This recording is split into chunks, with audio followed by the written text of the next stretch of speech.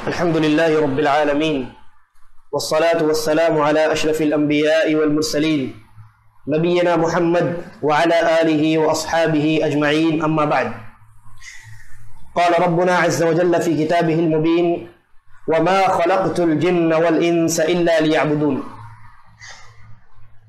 ہر قسم کی حمد و ثنا، تعریف و توصیف اللہ تبارک و تعالیٰ کے لیے لائق اور سزاوار ہے. درود و سلام نازل ہو انبیاء کرام علیہ الصلاۃ والسلام پر، بالخصوص نبی آخر الزماں جناب محمد رسول اللہ صلی اللہ علیہ وسلم کی مقدس ذات گرامی پر. حضرات گرامی، جیسا کہ آپ جانتے ہیں آج کے درس کا جو موضوع ہے وہ ہے دعوت توحید پر اتنا زور کیوں. یعنی دوسرے الفاظ میں موضوع یہ ہے کہ کون سی وجہ ہے یا کون سی وجوہات ہیں جن کی بنیاد پر ہم اہل حدیث کہلانے والے لوگ توحید کی دعوت پر بہت زیادہ زور دیتے ہیں، اور جب ہمیں موقع ملتا ہے ہم اللہ رب العالمین کی توحید کو بیان کرتے ہیں، اس کے دلائل کو بیان کرتے ہیں، اس کی اہمیت و فضیلت کو بیان کرتے ہیں، اور ساتھ ساتھ توحید کی جو متضاد شے ہے، توحید کی جو اپوزٹ ہے جس کو شرک کہتے ہیں، اس کی قباحتوں کو بیان کرتے ہیں اور اس کے انواع اور اس کے اقسام کو بیان کرتے ہیں تاکہ اس سے بچا جا سکے. تو سوال یہ ہے کہ کون سی وجوہات ہیں. یہ موضوع اس لیے رکھا گیا کیونکہ آپ دیکھیں گے لوگوں کے اندر معاشرے میں بہت سارے ایسے لوگ پیدا ہوئے ہیں جو ہمارے اوپر یہ طنز کرتے ہیں، ہمارے اوپر یہ طعنہ کستے ہیں کہ ان کا سوائے توحید کے اور کوئی دوسرا کام نہیں. جب دیکھو توحید توحید کرتے رہتے ہیں، شرک شرک کرتے رہتے ہیں. تو ہم یہ بتانا چاہتے ہیں کہ آخر ہماری زبان پر اللہ کی توحید کی رٹ کیوں لگی رہتی ہے اور ہم لوگوں کو شرک سے آشنا کرانا کیوں چاہتے ہیں. آج کے درس میں انتہائی اختصار کے ساتھ میں کوشش کروں گا کہ ان بڑی بڑی وجوہات کو بیان کی جائے جو توحید کی دعوت دینے میں ہم لوگوں کو ابھارتی ہے. چنانچہ سب سے پہلی اور سب سے بڑی وجہ توحید کی ہم دعوت اس لیے دیتے ہیں کیونکہ یہی وہ چیز ہے جس کے لیے اللہ تبارک و تعالی نے پوری کی پوری انسانیت کو تخلیق فرمایا. انسان کی پیدائش کا ایک حقیقی مقصد، بنیادی مقصد اور جو مقصد اصلی جس کو آپ کہہ لیں وہ یہ ہے کہ انسان دنیا میں آ کر اللہ تبارک و تعالی کی توحید کو قائم کرے. اور توحید کی تشریح اگر کی جائے تو بہت لمبی بات ہو جائے گی. توحید کہتے ہیں اللہ رب العالمین کو اس کی عبادات میں، اس کے افعال میں، یعنی افعال سے مراد دنیا چلانا، تدبیر کرنا، بارش برسانا، یہ دو چیزیں ہوئی عبادات میں، افعال میں. اور تیسری چیز اللہ رب العالمین کے اسماء اور اس کی صفات میں، وہ نام جو اللہ کے ساتھ خاص ہیں، وہ صفات جو اللہ کے ساتھ خاص ہیں، ان کو صرف اللہ کے ساتھ خاص رکھنا، یہ توحید ہے. اور اسی کو قائم رکھنے کے لیے، اسی کو قائم کرنے کے لیے اللہ تبارک و تعالی نے دنیا میں انسان کی پیدائش کی. چنانچہ قرآن مجید کے اندر اللہ رب العالمین نے فرمایا وَمَا خَلَقْتُ الْجِنَّ وَالْإِنسَ إِلَّا لِيَعْبُدُونَ. جملہ دیکھیے، اللہ رب العالمین کا طرز تکلم دیکھیے. اللہ رب العالمین نے کہا، پہلے نفی کر دی، کہا کہ وَمَا خَلَقْتُ الْجِنَّ وَالْإِنسَ، ہم نے جنوں اور انسانوں کو پیدا نہیں فرمایا، إِلَّا لِيَعْبُدُونَ. ہاں، پیدا فرمانے کی جو سب سے بڑی وجہ ہے یا واحد وجہ ہے وہ کیا ہے؟ تاکہ وہ میری عبادت کریں. اب یہاں کوئی کہہ سکتا ہے کہ یہاں اللہ رب العالمین نے تو عبادت کا لفظ استعمال کیا ہے، آپ کہہ رہے ہیں کہ اللہ نے اس آیت میں یہ کہا ہے کہ ہم نے جنوں اور انسانوں کو اپنی توحید کے لیے پیدا کیا ہے. تو جواب یہ ہے کہ ہمارا منہج یہ ہے کہ ہم قرآن و حدیث کو صحابہ کرام کے فہم کے مطابق سمجھتے ہیں. عقلی گھوڑوں کو دوڑا کر ان کے معانی اور مفاہیم کو سمجھنے کی کوشش نہیں کرتے. چنانچہ عبداللہ ابن عباس رضی اللہ عنہما بیان فرماتے ہیں اس آیت کی تشریح میں کہ یہاں جو اللہ رب العالمین نے کہا لیعبدون، کہ ہم نے جنوں اور انسانوں کو پیدا کیا تاکہ وہ میری عبادت کرے. عبداللہ ابن عباس رضی اللہ عنہما کہتے ہیں ای لیوحدون، یعنی اس آیت میں لیعبدون کا معنی کیا ہے؟ لیوحدون، تاکہ وہ جن اور انس میری توحید کو دنیا میں قائم کرے. معلوم یہ ہوا کہ اللہ تبارک و تعالی نے جنوں اور انسانوں کو صرف اپنی توحید کو قائم کرنے کے لیے پیدا فرمایا. اس آیت میں بہت ہی عظیم نقطہ بیان کیا گیا. شیخ الاسلام محمد بن عبد الوہاب رحمہ اللہ بیان فرماتے ہیں کہ جب آپ نے یہ جان لیا کہ اللہ رب العالمین نے آپ کو اپنی عبادت کے لیے پیدا فرمایا ہے، اور آپ نے یہ بھی جان لیا حضرت عبداللہ ابن عباس رضی اللہ عنہما کی تفسیر کی روشنی میں کہ عبادت میں جب تک توحید داخل نہ ہو وہ عبادت نہیں ہو سکتی. کیوں؟ اس لیے کہ اللہ نے عبادت کا لفظ استعمال کیا، اور عبداللہ ابن عباس رضی اللہ عنہما کہتے ہیں کہ یہاں عبادت سے مراد توحید ہے. گویا یہاں عبادت سے وہ عبادت مراد ہے جس کی اساس، جس کی بنیاد توحید پر رکھی گئی ہو. تو شیخ الاسلام محمد بن عبد الوہاب رحمہ اللہ کہتے ہیں کہ جب آپ نے یہ جان لیا کہ اللہ نے آپ کو اپنی عبادت کے لیے پیدا کیا، اور وہ عبادت جس کے اندر توحید نہ ہو اس عبادت کو عبادت کہہ نہیں سکتے، تو ایسی صورت میں، اور پھر مثال بیان کیا کہ مثال کے طور پہ نماز ہے. جس طریقے سے نماز بغیر طہارت کے نماز نہیں ہے. اگر کوئی انسان بغیر وضو کے نماز پڑھ لے، ناپاک ہو، بغیر غسل کے، اگر اس کے اوپر غسل واجب تھا اور بغیر طہارت حاصل کیے ہوئے نماز پڑھ لے، تو کیا نماز اس کی مقبول ہے؟ کیا اس نماز کو نماز شرعی کہیں گے کہ شرعی طریقے پہ اس نے نماز ادا کیا؟ نہیں کہیں گے. اسی طریقے پر جب عبادت میں، شیخ کہتے ہیں جب عبادت میں شرک داخل ہو جائے، یعنی عبادت توحید سے خالی ہو جائے، تو ایسی صورت میں وہ عبادت نہیں رہ جاتی، وہ عبادت فاسد ہو جاتی ہے، شرعی عبادت نہیں قرار پاتی. مثال کے طور پہ ایک انسان نماز میں داخل ہوا اور وہ بے وضو ہے، با وضو نہیں ہے، تو معلوم ہوا کہ عبادت در حقیقت وہ عبادت ہے جس کی بنیاد، جس کی اساس توحید پہ ہو. تو اب اس آیت کو دوبارہ پڑھیے اور اس معنی کو تازہ کیجئے کہ اللہ رب العالمین کا فرمان میں نے جنوں اور انسانوں کو صرف اپنی عبادت کے لیے پیدا کیا. کون سی عبادت؟ وہ عبادت جس کی اساس، جس کی بنیاد توحید پہ رکھی گئی ہو، اصل توحید ہو، اور اس توحید کے تقاضوں میں سے سب سے عظیم تقاضا اللہ رب العالمین کی عبادت کرنا ہو. تو یہ سب سے پہلا مقصد ہے، اور یہ سب سے پہلی وجہ ہے جو ہمیں ابھارتی ہے اس بات پر کہ ہم توحید کی دعوت پر زور دیں، اس لیے کہ یہی ہماری زندگی کا مقصد ہے، یہی ہماری تخلیق کا اور ہمارے پیدا ہونے کا اس دنیا میں مقصد ہے.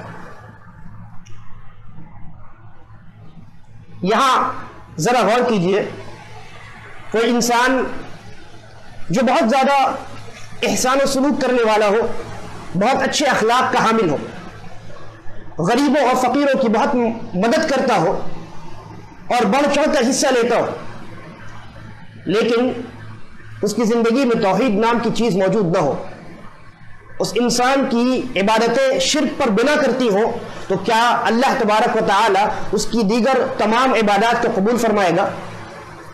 جواب یہ ہے کہ نہیں قبول فرمائے گا.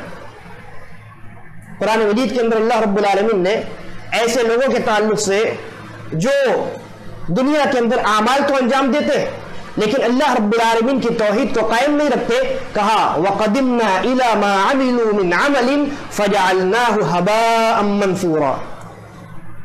قیامت کے دن ان کے اعمال جب اکٹھا کیے جائیں گے تو اللہ تبارک و تعالیٰ کہتا ہے کہ ہم ان کے تمام اعمال کو اڑا دیں گے اور اس کی کوئی حیثیت، کوئی قیمت باقی نہیں رہے گی.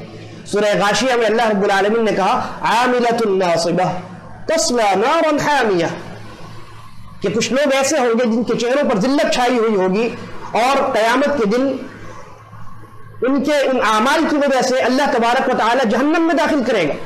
لہذا دنیا میں ان اعمال کی وجہ سے سوائے ایک چیز کے کوئی دوسرا اثر نہ ہوا ہوگا. کون سی چیز؟ انہوں نے عبادتیں کی اور ان عبادات کی وجہ سے صرف وہ تھک گئے، صرف تھکے، اس تھکنے پر ان کو کوئی اجر و ثواب نہیں ملا. تو معلوم یہ ہوا کہ اگر عبادت میں توحید ہے تو عبادت قابل قبول ہے، اگر عبادت میں توحید نہیں ہے تو عبادت ردی کی ٹوکری میں ڈال دی جائے گی.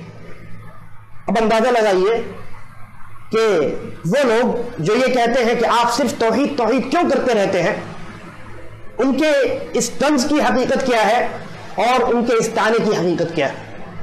بھائی جب آپ کی عبادت میں توحید نہ ہو تو آپ کی عبادت قابل قبول نہیں ہے، لہذا آپ اساس اور بنیاد کو قائم کیجئے گا یا اس کے اوپر ایک جو عمارت بننے والی ہے سارا پیسہ اس کے اوپر خرچ کر دیجئے گا۔ جب تک بنیاد مضبوط نہ ہو کیا وہ بلڈنگ کھڑی رہ سکتی ہے؟ نہیں رہ سکتی۔ لہذا ہم بنیاد کی جانب بلاتے ہیں، ہم اساس کی جانب بلاتے ہیں تاکہ اس کے اوپر جو عمارت عبادت کی کھڑی کی جائے، اخلاق حسنہ کی کھڑی کی جائے، نیکیوں کی اور اعمال صالحہ کی کھڑی کی جائے، وہ باقی رہے اور اللہ تبارک و تعالیٰ کے ہاں اس کا وزن ہو اور وہ قابل قبول ہو سکے۔ تو یہ سب سے پہلی وجہ تھی، اور بھی بہت ساری باتیں ہیں لیکن بہت ہی اختصار کے ساتھ میں بیان کر رہا ہوں۔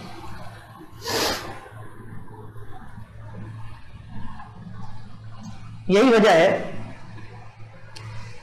کہ نبی اکرم صلی اللہ علیہ وسلم نے جب یہودیوں کے درمیان ملک یمن میں حضرت معاذ ابن جبل رضی اللہ عنہ کو بھیجا داعی بنا کر کے، یہاں داعیوں کے لیے سبق ہے، وہ لوگ جو توحید کو چھوڑ کر کے اچھے اخلاق کی دعوت دیتے ہیں اور یہ کہتے ہیں کہ توحید کی وجہ سے تفرقہ ہوتا ہے، وہ کان کھول کر سنیں۔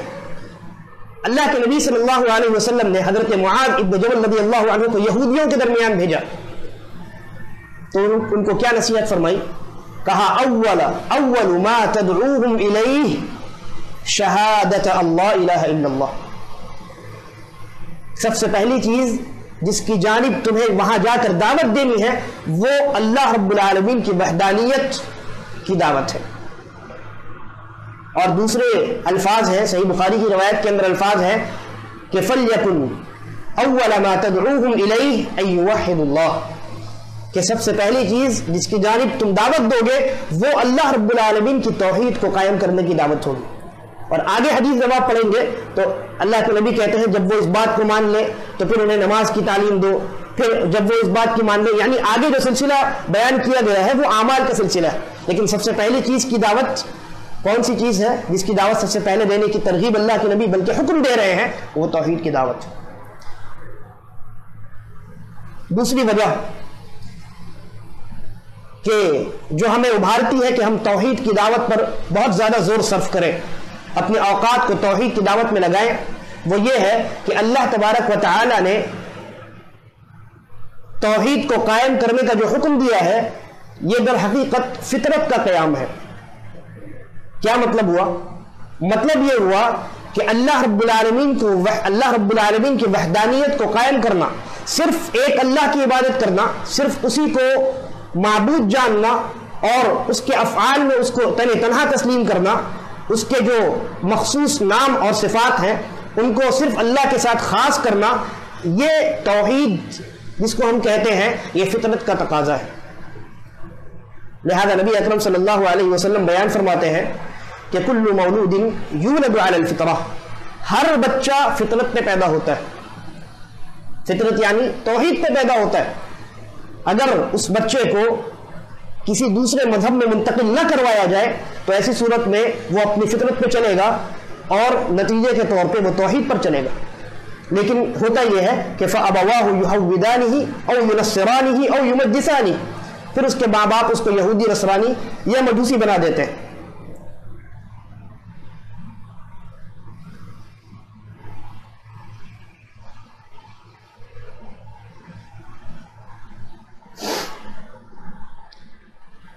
تیسری وجہ کہ ہم جس کی وجہ سے یا جس کی بنیاد پر لوگوں کو توحید کی جانب بلاتے ہیں اور شرک سے دور رہنے کی تلقین برابر کرتے رہتے ہیں، وہ یہ ہے کہ یہی وہ دعوت ہے جسے اللہ تبارک و تعالی نے انبیاء کی دعوت قرار دیا۔ جتنے انبیاء آئے ان تمام کی دعوت کا محور و مقصد توحید تھی۔ چنانچہ قرآن مقدس کے اندر اللہ رب العالمین نے بیان فرمایا لقد ارسلنا نوحا الى قومه فقال يا قوم اعبدوا الله ما لكم من اله غيره، کہ ہم نے نوح علیہ السلام کو ان کی قوم کی جانب بھیجا، انہوں نے کہا کہ اے میری قوم اللہ کی عبادت کرو، ما لكم من اله غيره، اس کے علاوہ تمہارا کوئی معبود نہیں، اسی کی عبادت کرو۔ یہاں کس چیز کی دعوت دی جا رہی ہے؟ حضرت نوح علیہ السلام کتنے برس تک اپنی قوم میں رہے؟ 900 برس سے زیادہ، 950 برس سے زیادہ قرآن نے بیان کیا. اور 950 برس فَقُلْتُ اسْتَغْفِرُوا رَبَّكُمْ إِنَّهُ كَانَ غَفَّارًا، وہ لوگوں کو اس بات کی ترغیب دلاتے رہے کہ تم توحید پر ڈٹے رہو، استغفار کرتے رہو، بہت زیادہ تم نے گناہ کیا ہے توحید کو چھوڑنے کے نتیجے میں، لہذا تم میں فساد برپا ہو چکا ہے. ہر طریقے سے آپ سورہ نوح کی تلاوت کر جائیں، حضرت نوح علیہ السلام نے چھپے میں، اعلانیہ طور پہ، اکیلے اور مجمع میں، ہر طریقے سے، رات میں، دن میں، ہر طریقے سے لوگوں کو توحید کی جانب دعوت دی. حضرت نوح علیہ السلام 950 سال صرف توحید کی دعوت دے رہے ہیں. اچھا، اسی طریقے پر اللہ رب العالمین نے حضرت ہود علیہ السلام کے تعلق سے کہا، انہوں نے اپنی قوم کو کیا کہا؟ اعبدوا اللہ ما لکم من الہ غیرہ، اللہ کی عبادت کرو کیونکہ اس کے علاوہ تمہارا کوئی معبود نہیں ہے. حضرت صالح علیہ السلام کے تعلق سے کہا، انہوں نے بھی یہی بات کہی، یا قوم اعبدوا اللہ ما لکم من الہ غیرہ. حضرت شعیب علیہ السلام نے اپنے قوم سے یہی بات کہی، یا قوم اعبدوا اللہ ما لکم من الہ غیرہ. اس کے بعد اللہ رب العالمین نے کہا، وما ارسلنا من قبلک من رسول الا نوحی الیہ انہ لا الہ الا انا فاعبدون. اللہ رب العالمین نے کہا کہ میں نے کوئی بھی رسول ایسا نہیں بھیجا کہ جس کی جانب اس بات کی وحی نہیں کی ہو کہ تم اللہ کی عبادت کرو اور اسی کی اتباع کرو. اللہ رب العالمین نے کہا میں نے کوئی بھی رسول ایسا نہیں بھیجا کہ جس کی جانب اس بات کی وحی نہ کی ہو انہ لا الہ الا انا، کہ میرے علاوہ کوئی معبود برحق نہیں ہے، فاعبدون، لہذا تم میری عبادت کرو. معلوم یہ ہوا کہ جملہ انبیاء کرام علیہم الصلاۃ والسلام، ان تمام کی زندگی، ان تمام کی بعثت، ان تمام کی نبوت کا مقصد، دعوت کا محور یہی توحید الہی تھی. کیا انبیاء کرام علیہم الصلاۃ والسلام سے زیادہ عقل مند لوگ آج کے زمانے میں پیدا ہو گئے؟ نبی اکرم صلی اللہ علیہ وسلم کو اللہ رب العالمین نے اسی بات کا حکم دیا. چنانچہ نبی اکرم صلی اللہ علیہ وسلم بیان فرماتے ہیں کہ امرت ان اقاتل الناس، مجھے حکم دیا گیا ہے کہ میں لوگوں سے قتال کروں. کس لیے؟ تاکہ وہ غیر اللہ کی عبادت کو چھوڑ کر اللہ کی عبادت کی جانب آ جائے. اور امام قتادہ رحمہ اللہ کہتے ہیں کہ کوئی بھی ایک نبی بھی ایسا نہیں بھیجا گیا کہ جسے توحید کی دعوت دینے کی تلقین نہ کی گئی. شریعتیں مختلف تھیں، احکامات الگ الگ تھے، کسی قوم میں کچھ حلال تھا، کسی قوم میں کچھ حرام تھا، لیکن ایک چیز جو تمام کے تمام انبیاء اور رسل میں کامن تھی، وہ کون سی چیز تھی؟ وہ توحید کی دعوت تھی. اور ان کی دعوت کی شروعات بھی توحید سے ہوا کرتی تھی. چنانچہ کیا آج کے لوگ انبیاء کرام علیہ الصلاۃ والسلام سے زیادہ عقل مند ہیں؟ جو توحید کی دعوت دینے والوں پر طنز کرتے ہیں، تانے کستے ہیں کہ تمہارے پاس توحید کے سوا کچھ نہیں. ہم کہتے ہیں ہمارے پاس توحید کے سوا اس لیے کچھ نہیں ہے کیونکہ ہم انبیاء کے منہج پہ ہیں، اور ہمارے جو انبیاء تھے ان کی زندگی کا مقصد، ان کی بعثت کا مقصد بھی توحید کی دعوت دینا تھا. اسی طریقے پر اللہ کے نبی صلی اللہ علیہ وسلم کو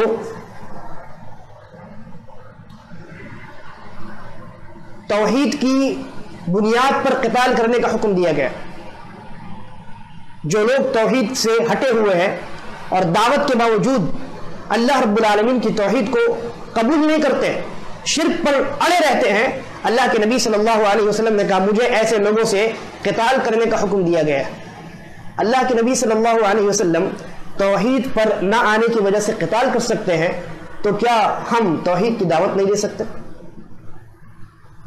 اسی طریقے پر ایک اور بہت بڑی وجہ یہ ہے کہ توحید جو ہے، آج ہم دیکھتے ہیں لوگ واویلا کرتے ہیں، افسوس کرتے نظر آتے ہیں کہ مسلمانوں کے اندر اتحاد نہیں ہے، مسلمانوں کے اندر اتفاق نہیں ہے. ایک پلیٹ فارم پہ ان کو جمع ہونا چاہیے، ایک راستے پہ ان کو جمع ہو جانا چاہیے. پوری دنیا آج مسلمانوں کی بھوکی بنی ہوئی ہے، مسلمانوں کے اوپر ٹوٹ پڑ چکی ہے، لہذا مسلمانوں کو اپنے تمام تر اختلافات بھلا کر کے ایک جگہ جمع ہو جانا چاہیے. لیکن ان میں سے کیا کوئی بھی اس بات کا ذکر کرتا ہے کہ تمام کے تمام مسلمان توحید کی بنیاد پر ایک پلیٹ فارم پہ آ جائے؟ نہیں کرتا. اللہ رب العالمین نے کہا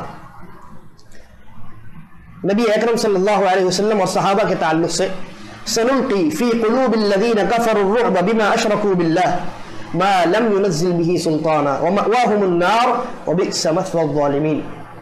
کہا کہ وہ لوگ جنہوں نے اللہ رب العالمین کے ساتھ کفر کیا، یعنی توحید ان کے پاس نہیں ہے، لہذا توحید کو چھوڑ دینے کے نتیجے میں یا قبول نہ کرنے کے نتیجے میں اللہ رب العالمین نے کہا سنلقی فی قلوب الذین کفروا الرعب، ہم ایسے لوگوں کے دلوں میں جن کے دلوں کے اندر توحید نہیں ہے، ان کے دلوں میں ہم مسلمانوں کا یعنی موحدین کا رعب داخل کر دیں گے. دنیا میں یہ ہوا ومأواہم النار، اور جہنم میں ان کے لیے آگ یہ ٹھکانہ بنا دیا گیا، اور آگ یہ کتنا ہی برا ٹھکانہ ہے ظالموں کے لیے. اس آیت میں غور کیجئے، اللہ رب العالمین نے کیا کہا؟ جنہوں نے توحید کو قبول نہیں کیا ہے ان کے دلوں میں ہم ان لوگوں کا خوف، ان لوگوں کا رعب دبدبہ ڈال دیں گے جن کے دلوں میں توحید ہے. لہذا معلوم یہ ہوا کہ جن کے دلوں کے اندر توحید ہوتی ہے ان کے دشمنوں کے دلوں میں اللہ تبارک و تعالی ان کے متعلق رعب اور دبدبہ داخل کر دیتا ہے. اور یہی وجہ ہے کہ جب 313 تھے تو اللہ رب العالمین پر ایمان رکھنے کی وجہ سے، توحید کو مضبوطی سے تھامے رکھنے کی وجہ سے اللہ تبارک و تعالی نے ان کا رعب و دبدبہ 1000 لوگوں کے اوپر جاری کر دیا، حاوی کر دیا. نتیجے کے طور پر 313 لوگوں کو اللہ رب العالمین نے 1000 لوگوں پر فوقیت دی اور وہ جنگ جیت گئے. لہذا اگر کفار کے دلوں میں، دشمنوں کے دلوں میں آپ اپنا رعب و دبدبہ داخل کرنا چاہتے ہیں، مسلمان اپنے آپ کو موحد بنا لے. اگر مسلمانوں کے دلوں کے اندر توحید آ گیا، مسلمان اگر موحد بن گیا، تو ایسی صورت میں وہ زمانہ یقیناً دوبارہ لوٹ سکتا ہے کہ جس زمانے میں مسلمانوں کا رعب و دبدبہ بہت دور پڑے ہوئے کفار کے دلوں میں اللہ رب العالمین ڈال دیا کرتا تھا. اسی طریقے پر ایک اور بہت اہم چیز آپ کو معلوم ہے کہ آیت الکرسی کے تعلق سے صحیح بخاری وغیرہ کے اندر ابو ہریرہ رضی اللہ عنہ کی وہ حدیث وارد ہوئی ہے کہ جس میں وہ ایک مرتبہ زکوٰۃ کے مال کے اوپر نگرانی کر رہے تھے اور 3 رات شیطان ان کے پاس آیا اور چوری کر کے لے جا رہا تھا، لیکن انہوں نے بار بار پکڑ لیا. آخر رات شیطان نے کیا کہا کہ میں تمہیں ایک چیز بتاتا ہوں، مجھے چھوڑ دو. کہا کون سی چیز؟ کہا کہ اگر کوئی انسان رات میں بستر پہ آنے کے بعد آیت الکرسی کو پڑھ لے تو ایک محافظ فرشتہ اس کی حفاظت کرنے کے لیے مقرر کر دیا جاتا ہے اور شیطان اس کے قریب نہیں آتا. پھر نبی اکرم صلی اللہ علیہ وسلم نے صبح میں اس کی تصدیق کی تو نبی اکرم صلی اللہ علیہ وسلم کی تصدیق کے بعد صحابہ کرام نے اس کو تسلیم کیا. سوال یہ ہے کہ شیطان آیت الکرسی پڑھنے کی وجہ سے کیوں بھاگتا ہے، کیوں قریب نہیں آ سکتا؟ علماء نے بیان کیا ہے کہ آیت الکرسی کا جو مفہوم ہے، اس کا جو مضمون ہے، وہ توحید پر قائم ہے. اللہ لا الہ الا ہو، اللہ کے علاوہ کوئی معبود برحق نہیں سوائے اس کے، اور وہ حی ہے، قیوم ہے، اس کو اونگ نہیں آتی. اللہ کی تمام تر صفات کو اس میں بیان کیا گیا، عظیم صفات کو بیان کیا گیا.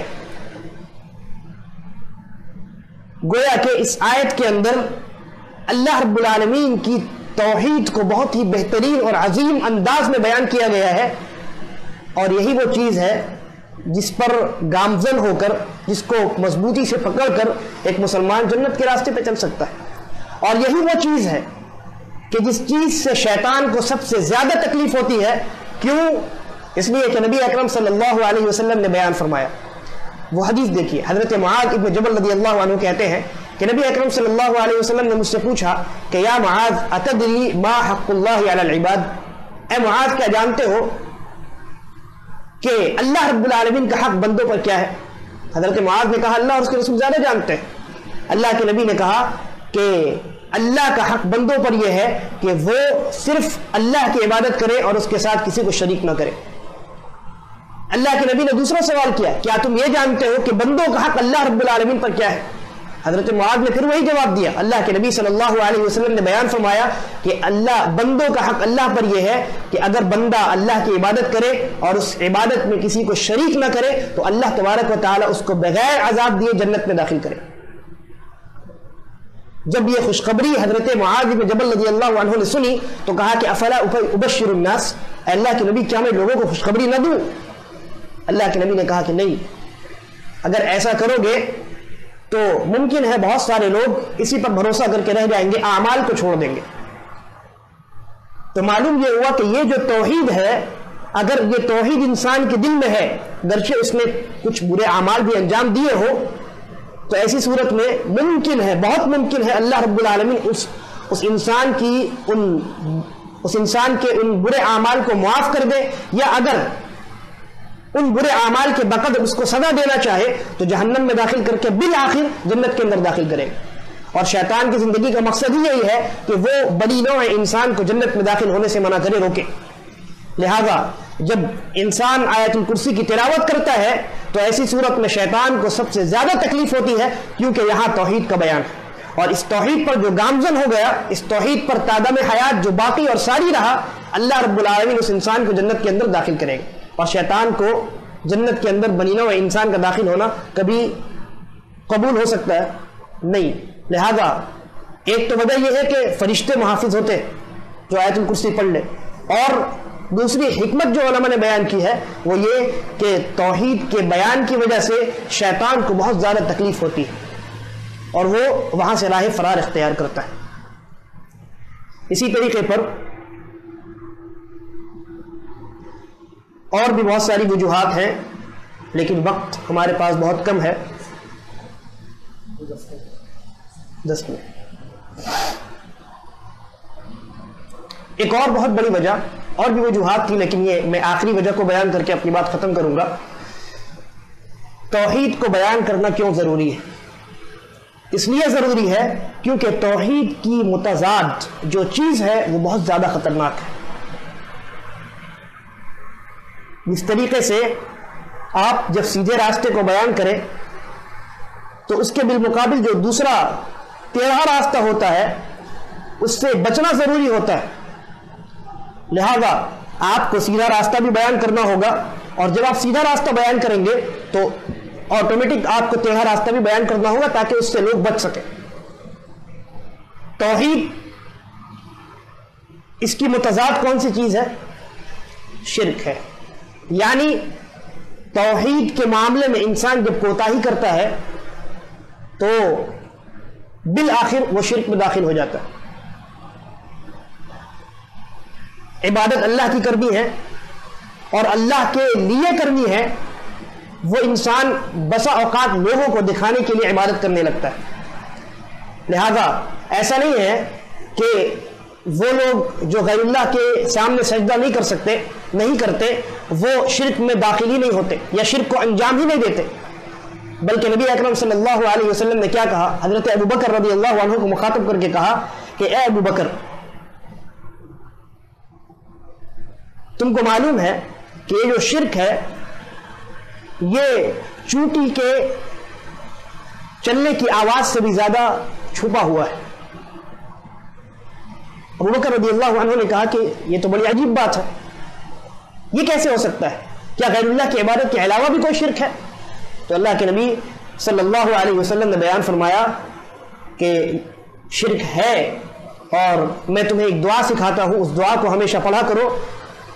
چھوٹے شرک سے بھی، بڑے شرک سے بھی، کثیر بڑے شرک سے یا بہت زیادہ جس کے اندر قباحت ہے اس شرک سے بھی بچو گے، اور جو چھوٹا قسم کا شرک ہے اس شرک سے بھی بچو گے. چنانچہ اللہ کے نبی صلی اللہ علیہ وسلم نے دعا سکھلائی کہ دعا ہے، اللہ کے نبی نے کہا قل، اے ابو بکر یہ دعا پڑھا کرو، اللہم انی اعوذ بک، اے اللہ میں پناہ چاہتا ہوں، ان اشرک بک وانا اعلم، کہ میں جان بوجھ کر تیرے ساتھ شرک کروں، واستغفرک لما لا اعلم، اور میں ان تمام برائیوں سے استغفار طلب کرتا ہوں جس کو میں نہیں جانتا. یہاں اس حدیث میں غور کیجئے، اللہ کے نبی صلی اللہ علیہ وسلم کس کو مخاطب کر کے کہہ رہے ہیں کہ مجھے تمہارے درمیان شرک کا خدشہ ہے، اور کس کو تعلیم دے رہے ہیں کہ شرک جو ہے وہ اتنا زیادہ خفی اور اتنا زیادہ چھپا ہوا ہوتا ہے کہ تم بھی اس میں ملوث ہو سکتے ہو۔ حضرت ابو بکر رضی اللہ عنہ، حضرت ابو بکر کون ہے؟ تمام کے تمام صحابہ میں، انبیاء کے بعد، بلکہ پوری بنی نوع انسان میں انبیاء کے بعد سب سے افضل شخصیت۔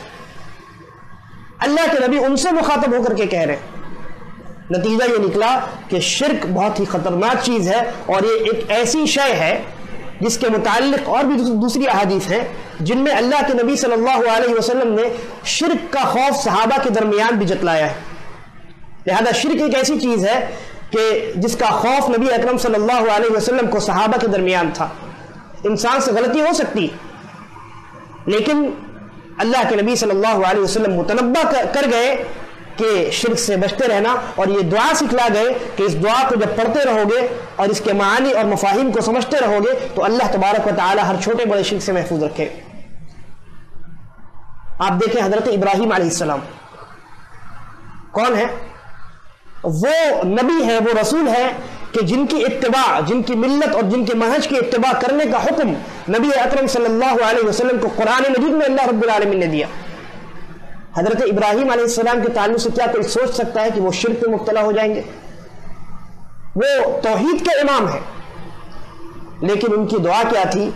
کہا وَجْنُبْنِي وَبَنِيَّ أَن نَعْبُدَ الْأَصْنَامَ، اے اللہ مجھے اور میرے بیٹے کو بتوں کی عبادت کرنے سے بچا کر رکھنا، شرک سے بچا کر رکھنا، توحید پر قائم و دائم رکھنا۔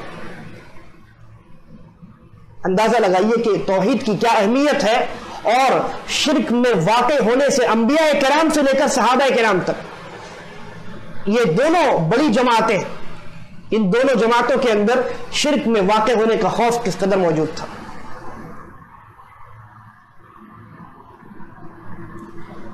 اور کیسے انسان شرک میں مبتلا ہو جاتا ہے؟ آپ دیکھیں ایک چھوٹی سی مثال، ابھی کون سا مہینہ چل رہا ہے؟ سفر کا مہینہ چل رہا ہے۔ بہت سارے لوگ کیا کرتے ہیں؟ اس مہینے میں شادی نہیں کرتے، کاروبار تجارت شروع نہیں کرتے، کہتے ہیں کہ یہ منحوس مہینہ ہے، اگر شادی ہوئی تو طلاق ہو جائے گی، اگر تجارت شروع کیا تو نقصان ہو جائے گا۔ یہ جو عمل ہے در حقیقت یہ شرک ہے۔ کیسے؟ کیا اللہ رب العالمین نے اس مہینے کو منحوس قرار دیا؟ نہیں، ایام کو، دنوں کو بنانے والا ان کا خالق کون ہے؟ اللہ رب العالمین۔ اور یہ اللہ کا حق تھا کہ وہ کسی دن کے تعلق سے کہتا کہ یہ منحوس ہے، اور کسی دن کے تعلق سے کہتا کہ یہ ایسا دن ہے جس میں ہر کام اچھا ہوتا ہے۔ مثلا اللہ رب العالمین نے بعض ایام کو ہماری خوشی کا دن بنایا، بعض ایام میں ہمیں روزہ رکھنے کا حکم دیا، تو یہ اللہ رب العالمین کا حق تھا، لیکن آپ نے یہ حق اللہ رب العالمین سے چھین لیا۔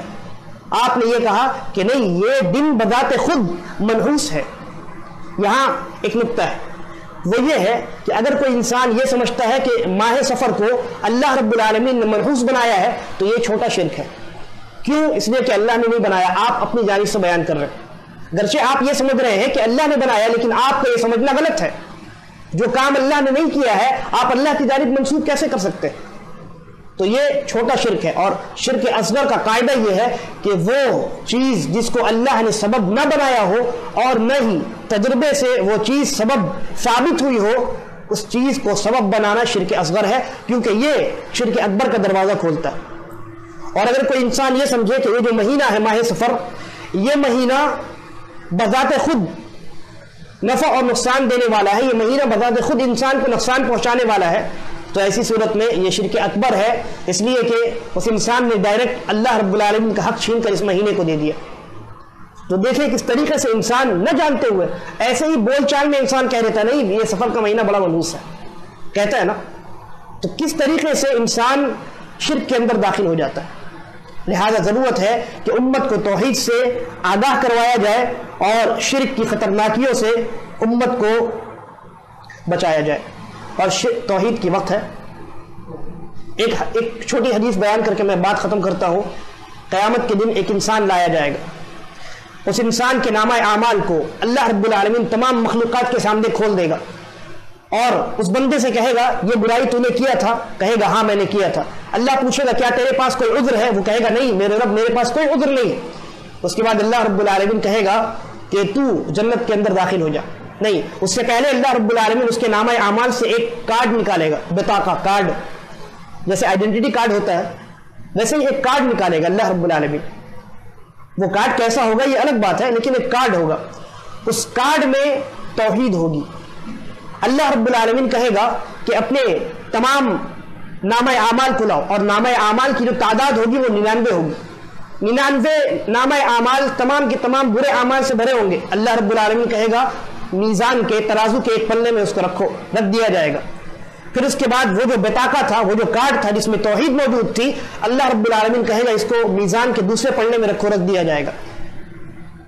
تمام کی تمام مخلوقات ان کے سامنے یہ وزن کا معاملہ کیا جائے گا، اور تمام لوگ دیکھیں گے کہ وہ بطاقہ، وہ کارڈ جس میں توحید موجود تھی، وہ پلہ بھاری ہو گیا ہے، نیچے ہو گیا ہے. نتیجے کے طور پہ اللہ تبارک و تعالی تمام کے تمام برے اعمال کو بخش دے گا اور اس انسان کو جنت کے اندر داخل کرے گا.